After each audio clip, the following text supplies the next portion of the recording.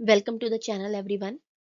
आज का जो हमारा टॉपिक है वो डायरेक्ट एंड इनडायरेक्ट टैक्स के बीच में डिफरेंस का होने वाला है। जो लॉ ऑफ टैक्सेशन का ही एक टॉपिक है। इससे पहले की मैंने वीडियोस में डायरेक्ट टैक्सेस को भी अलग से एक्सप्लेन किया हुआ है और इनडायरेक्ट टैक्स को भी अलग से एक्सप्लेन किया हुआ है, जिसमें इनकी मेरिट्स और डीमेरिट्स दोनों हैं। अगर आप वो वीडियोस देखना चाहते हैं तो आप मेरे चैनल पे देख सकते हैं। देखिए, लॉ डिवाइड करता है टैक्सेस को दो तरीके से, एक डायरेक्ट टैक्सेस और एक इनडायरेक्ट टैक्सेस। देखिए, डायरेक्ट टैक्सेस उस तरीके के टैक्सेस होते हैं जो हर कमाने वाले व्यक्ति को डायरेक्टली और इंडिविजुअली टच करते हैं। ठीक है, इसका मतलब ये टैक्सेशन के ऐसे पिलर्स हैं जो जो भी कमाई करने वाला व्यक्ति है, जो भी सैलरी पा रहा है व्यक्ति, उसके ऊपर एक बोझ या बर्डन की तरह होते हैं। ठीक है, अगर हम इम्पैक्ट और इंसिडेंस की बात करते हैं तो इम्पैक्ट का मतलब होता है कि किसके ऊपर लगा रहा है ये वाला टैक्स, और इंसिडेंस का मतलब होता है कि किसने भरा है। ठीक है, तो डायरेक्ट टैक्सेस के जो केसेस में ये दोनों ही व्यक्ति, जिसके ऊपर इम्पैक्ट लग रहा है और जिसके ऊपर इंसिडेंस जो भर रहा है, ये दोनों ही व्यक्ति सेम है। ठीक है, इसका मतलब डायरेक्ट टैक्सेस वो इंसान जिसकी सैलरी आ रही है वो डायरेक्ट सरकार को दे रहा है, कोई मिडल मैन इसके अंदर नहीं आता है जो आपसे टैक्स लेकर के सरकार को देगा, जैसे कि हम जीएसटी में देखते हैं। ठीक है, डेल्टन की अगर डेफिनेशन देखते हैं तो डेल्टन ने कहा कि अ direct tax is really paid by the person on whom it is legally imposed. इसका मतलब कि ये जिस व्यक्ति के पास चिट्ठी आई है टैक्स भरने की, वही टैक्स भरने जाएगा, किसी तीसरे व्यक्ति को वो शिफ्ट नहीं कर सकता अपना बर्डन। अगर हम एग्जाम्पल देखते हैं तो हम कहते हैं इनकम टैक्स। ठीक है, तो इनकम टैक्स क्या है? इंडिविजुअल अर्निंग्स पे लगता है। इसके बाद हम देखते हैं कॉर्पोरेट टैक्स। ये क्या है? कंपनी के प्रॉफिट्स पे लगता है। इसके बाद आता है कैपिटल गेन टैक्स। तो जब आप कोई प्रॉपर्टी या स्टॉक्स बेच करके प्रॉफिट कमाते हो, मुनाफा कमाते हो, तो उस पे लगने वाले टैक्स को कहते हैं कैपिटल गेन टैक्स।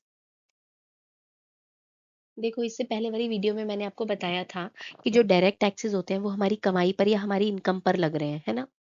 लेकिन इनडायरेक्ट टैक्सेस ना हमारे खर्चे पर लगते हैं। ठीक है, हमारी एक्सपेंडिचर पर लग रहे हैं, मतलब कि हमारे कंजम्पशन पर लग रहे हैं। ठीक है, अगर डायरेक्ट टैक्सेस में हमने ये देखा है कि इंसिडेंस और इम्पैक्ट दोनों एक ही पर्सन पे आ रहे हैं, है ना? जिसके नाम की चिट्ठी आई उसी ने टैक्स भरा। लेकिन इसमें क्या होता है ना कि दोनों अलग अलग पर लगते हैं। ठीक है, इसका मतलब इनडायरेक्ट टैक्स वो टैक्स है जो लगता तो किसी और पर है, पर उसकी जो बर्डन है ना, या उसकी जो मार है, उसकी जो चोट है ना, वो कोई और खाता है। ठीक है, इसके अंदर जो लीगल इंसिडेंस है ना वो सेलर पे होता है। ठीक है, कानून की नजर में टैक्स भरने की जिम्मेदारी दुकानदार की या सेलर की होती है, लेकिन इकोनॉमिक इंसिडेंस क्या होता है? कंज्यूमर पर आ जाता है। ठीक है, क्योंकि जो दुकानदार है ना वो अपनी जेब से पैसा नहीं देता, वो टैक्स को सेल प्राइस में ऐड कर देता है और कंज्यूमर से वसूलता है। इसका मतलब इसमें जो टैक्स का बर्डन है ना वो सेलर के कांधे से शिफ्ट होकर के कंज्यूमर के कांधे पर चला गया। ठीक है, डेल्टन भी इसमें अपनी डेफिनेशन में क्या कहते हैं कि an indirect tax is imposed on one person but paid partly और होली बाय अनदर पर्सन। लगा किसी एक बंदे पर और भरा किसी दूसरे बंदे ने। ठीक है, अब ये जो टैक्सेस होते हैं ना इनडायरेक्ट टैक्सेस, इनको कहा जाता है कि they are regressive in nature. इसका मतलब क्या है? क्योंकि ये जो टैक्सेस है ना ये अमीर और गरीब के जो बीच का भेदभाव है ना उसको और बढ़ा देते हैं, उसको कम नहीं करते हैं। क्यों? क्योंकि मान लो कि एक बिलेनियर है, वो ब्रेड खरीदने गया, तो उसको भी 5 रुपए से, मतलब लेट्स से 5 रुपए उसको जीएसटी देनी है, और एक स्टूडेंट गया ब्रेड का पैकेट लेने, उसको भी 5 ही रुपए जीएसटी देनी है। अब जो अच्छा खासा पैसा कमाने वाला इंसान है ना, 5 रुपए उसकी इनकम का कुछ भी नहीं है, बट एक स्टूडेंट के लिए 5 रुपए क्या होते हैं? बहुत बड़ा अमाउंट होता है। ठीक है, तो इसका मतलब क्या हो गया कि ये जो इनडायरेक्ट टैक्स है ना गरीब की पॉकेट पे एक बहुत भारी बोझ दे देते हैं। ठीक है, अब ये जो इनडायरेक्ट टैक्सेस हैं ये आपकी हर एक्टिविटी पे नजर रखते हैं, जैसे कि GST, goods and services tax, मतलब ये हर लेवल पे लगता है, फैक्ट्री से लेकर दुकान तक। या फिर नेक्स्ट है एक्साइज ड्यूटी, तो ये सामान के मैन्युफैक्चरर पर लगता है, जैसे पेट्रोल या सिगरेट। ठीक है। फिर आता है कस्टम ड्यूटी। जब कोई चीज देश के बाहर से आती है ना, इंपोर्ट या मतलब इंपोर्ट होती है या फिर जाती है, एक्सपोर्ट हो रही है, ठीक है, तो उस पे लग जाता है ये। तो इसका मतलब क्या हो गया, इनडायरेक्ट टैक्सेस ना कंजम्पशन पे, एक्सपेंडिचर पे या प्रोडक्शन पे लग रहे हैं। ठीक है। प्राइस में ही हिडन कॉस्ट शामिल होती है। ठीक है। हर तरीके के कंज्यूमर पे लगते हैं। ठीक।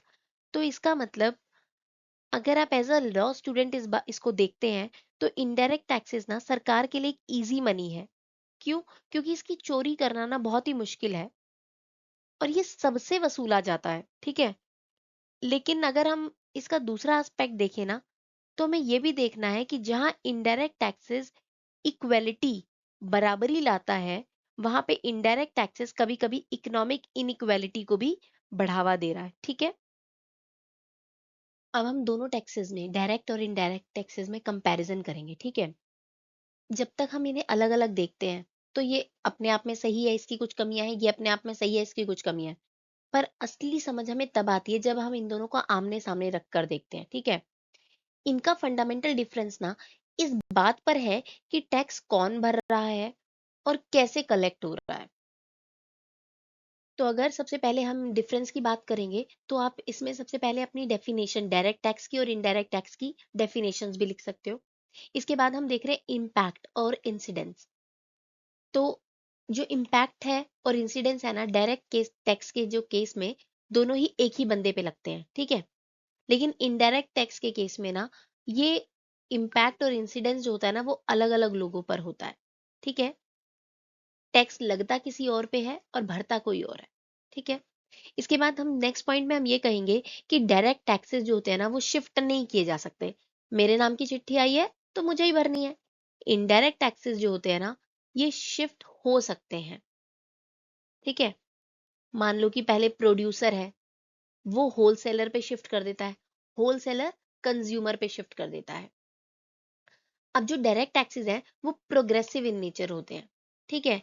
कि इनकम बढ़ी तो टैक्स बढ़ गया।